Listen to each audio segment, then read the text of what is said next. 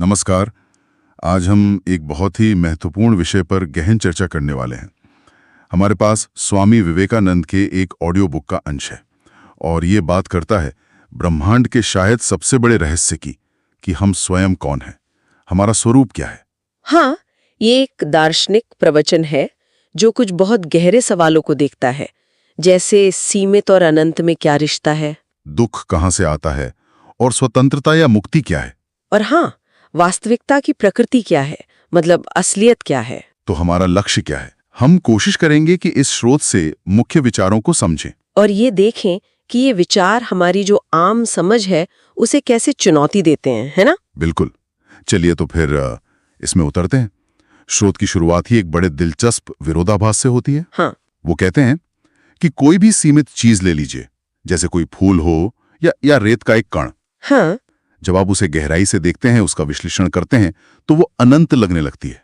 अच्छा, कैसे? मतलब उसके गुण, उसकी संभावनाएं, उनका कोई अंत ही नहीं दिखता। जैसे एक फूल में कितनी सारी बातें छिपी हैं, उसका रंग, उसकी खुशबू, उसकी बनावट, उसका जीवन चक्र, सोचते जाओ तो अंत नहीं। ये तो बहुत आकर्षक बात है कि कैसे एक बिल्कुल परिमित अनुभव, एक छोटी सी चीज, हाँ, हमें सीधे अनंत की दहलीज पर खड़ा कर देती है। सही।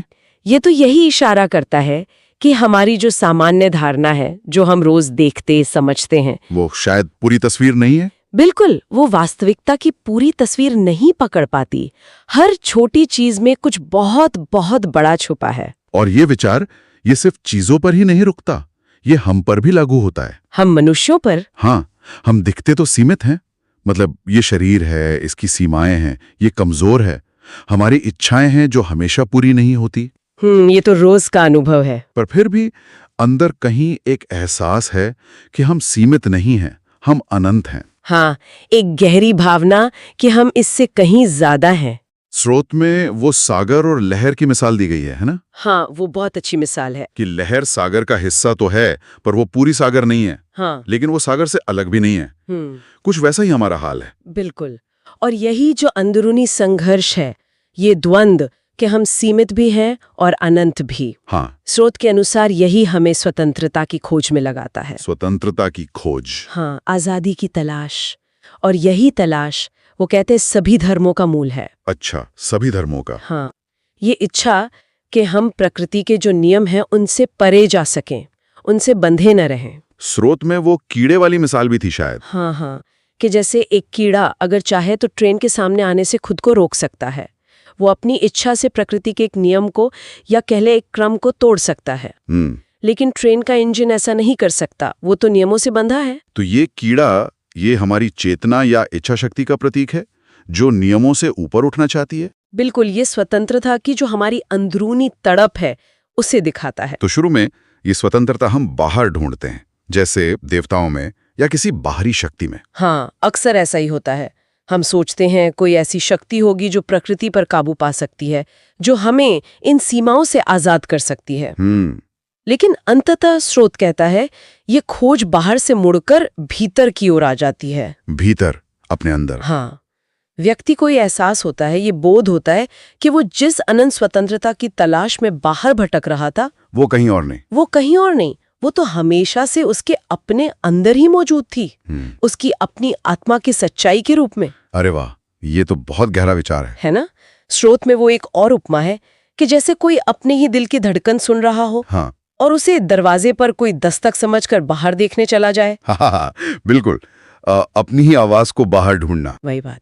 तो ये जानना कि हम स्वयं ही वो अपरिवर्तनीय, वो शाश्वत, वो आनंदमय और मुक्त वास्तविकता हैं। वही सच्चा ज्ञान है। हाँ, वही सच्चा ज्ञान है। फिर बाहर की भटकन खत्म हो जाती है। तो फिर इसका व्यावहारिक मतलब क्या हुआ? मतलब रोजमर्रा की जिंदगी में इसे कैसे देखें? दुख तो आते हैं, तकलीफें होती हैं। स्रोत कहता है कि दुख इसलिए आता है क्योंकि हम खुद को ये सीमित शरीर या ये चंचल मन मान लेते हैं। हाँ, बिल्कुल, यही मूल भूल है। हम अपनी पहचान गलत चीज से जोड़ लेते हैं। तो समाधान क्या है? समाधान है अपने उस अनंत स्वरूप को लगातार याद करना, उसका अभ्यास करना। वो अहम ब्रह्मास्मि वाली बात, मैं वो हूँ। हाँ वही, मैं वो ब्रह्म हूँ, मैं वो अनंत आत्मा हूँ। इस विचार को, इस भाव को दृढ़ करना। मुश्किलों के बीच भी, दुख या तकलीफ के समय भी। हाँ, खासकर तब कठिनाइयां आए, दुख हो, यहाँ तक कि मृत्यु का भय सामने खड़ा हो, तब भी इस सत्य पर टिके रहना कि आत्मा अपरिवर्तनीय है। वो न जन्म लेती है न मरती है। बिल्कुल, वो इन सब परिवर्तनों से परे हैं। स्रोत में स्वामी विवेकानंद अपने अनुभव का जिक्र करते हैं जब वो बहुत भूखे थे। हाँ, मैंने पढ़ा था। और तब इसी विचार ने उन्हें बल दिया। उन्होंने खुद से कहा, मैं वो आत्मा हूं जिसे भूख प्यास नहीं लगती। मैं शरीर नहीं हूं, मैं अमर हूं, आनंद हूं। तो ये सिर्फ एक बौद्धिक विचार नहीं बल्कि एक अनुभव करने की चीज है। हाँ, इसे जीना है। तो संक्षेप में देखें, इस चर्चा से हमने क्या समझा। एक तो ये कि कैसे परिमित वस्तुएं भी हमें अनंत की ओर इशारा कर सकती हैं। सही। दूसरा कि मानवीय स्थिति जो है वो सीमित और अनंत के बीच का एक द्वंद्व है। और तीसरा कि स्वतंत्रता की जो खोज है वो हमें अंततः बाहर से भीतर अपने ही अनंत स्वरूप तक ले जाती है। बिल्कुल। और ये समझना या कहें कि ये अनुभव करना कि हमारी वास्तविक प्रकृति अपरिवर्तनीय है, शाश्वत है और मुक्त है, यही शायद दुख और भय से मुक्ति का मार्ग है। हाँ, यही परम ज्ञान और परम शांति का रास्ता हो सकता है। ये आसान नहीं, पर यही लक्ष्य है।